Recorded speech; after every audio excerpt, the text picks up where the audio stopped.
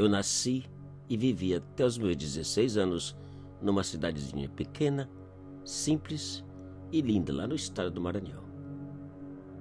Quando eu tinha 10 anos, o papai trabalhava na roça plantando sustento, a mamãe pintava redes para vender, eu ia para a escola de manhã e o resto do dia passava na rua frente à nossa casa, jogando bola, até a mamãe chamar para banhar e jantar. Na nossa rua só tinha o meio-fio sem asfalto ou pissarra. Eu acho que a prefeitura estava esperando que o povo fizesse as calçadas para depois asfaltar. Mas o bom é que de vez em quando passava uma máquina planeando o barro seco. É só para fazer mais poeira, reclamava a mamãe.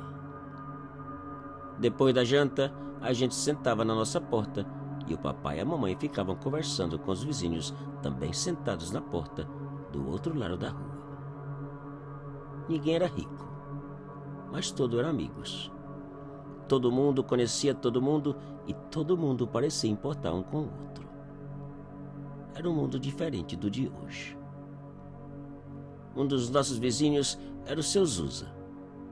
Um velhinho simpático, sorridente, querido e ajudado por todos. A casa do seu Zusa ficava ao lado da casa do meu amigo Pimba. 3 casas à direita da nossa e do outro lado da rua.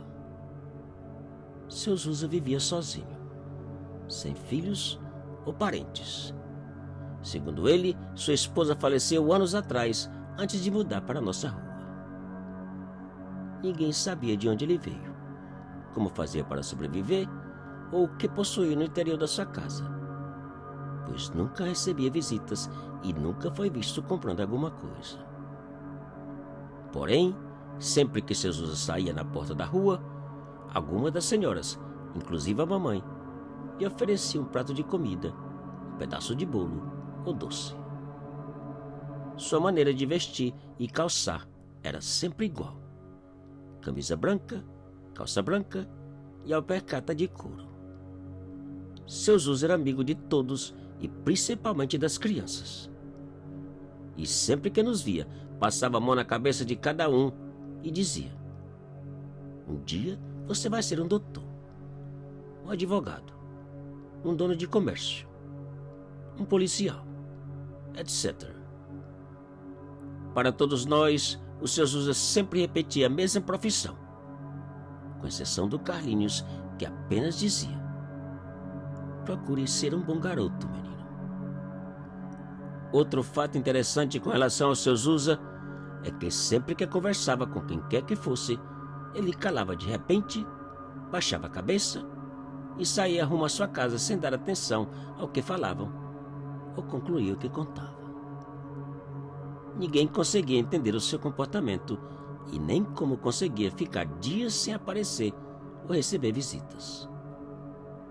Certa tarde, enquanto eu e Pimba comíamos goiabas trepadas no pé do seu quintal, apontei para o pé de manga carregado de manga rosa no quintal do seu Zusa e perguntei: vamos pegar umas mangas?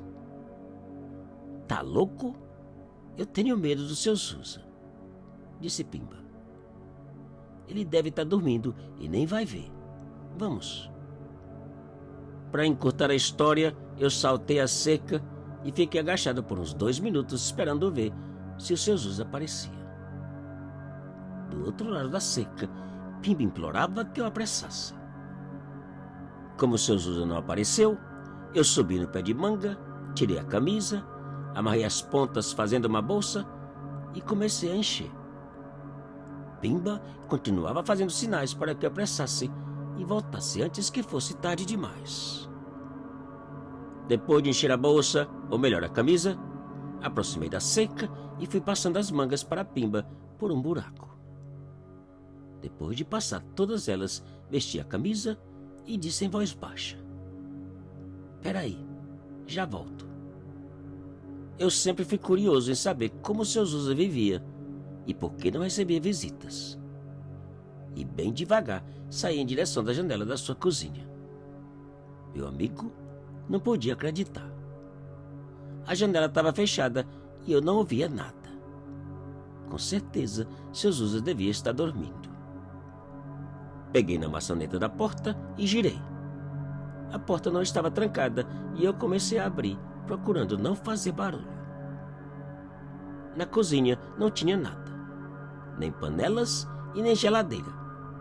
Absolutamente nada. Eu dei um passo e outro, já pensando em uma desculpa para dar, caso o seu Zusa aparecesse. Saí da cozinha e fui até a sala, passo a passo e em silêncio.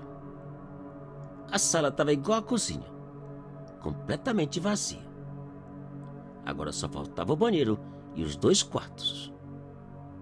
Ao dar o primeiro passo em direção ao primeiro quarto, eu ouvi um ruído às minhas costas que quase me mata do coração.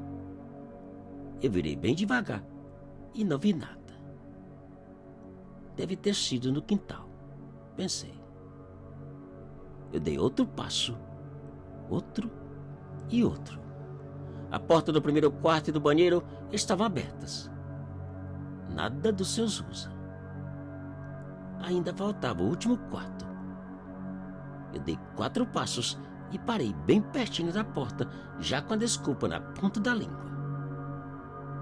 Porém, antes de sequer tocar na maçaneta, eu ouvi um outro ruído ainda mais próximo. Eu virei bem devagar e parei com os olhos arregalados, o coração nas mãos e a boca aberta que não conseguia nem gritar. O seu Zusa estava ali na minha frente me olhando com os olhos vermelhos que pareciam olhos de um monstro. Eu nem tive tempo de dar a desculpa que havia preparado. Baixei e disparei na carreira para o fundo do quintal, pulei a cerca e fui esconder atrás de uma caixa d'água ao lado do meu amigo. No dia seguinte, eu não tive coragem de sair de casa. Nem eu e nem Pimba, que sabia do que vi. Seu Zusa também não apareceu. Daquele dia em diante, ele nunca mais foi visto. Hoje, eu ainda tenho contato com meu amigo Pimba. E quando conversamos sobre a nossa infância e segredo, as perguntas são sempre as mesmas. Quem realmente era o seu Zusa? Como era capaz de viver sem nada e como sabia das nossas futuras profissões? Lembra do Carlinhos que mencionei no início? Aquele garoto que seu Zusa nunca lhe disse uma profissão. Faleceu 3 anos depois em um acidente automobilístico.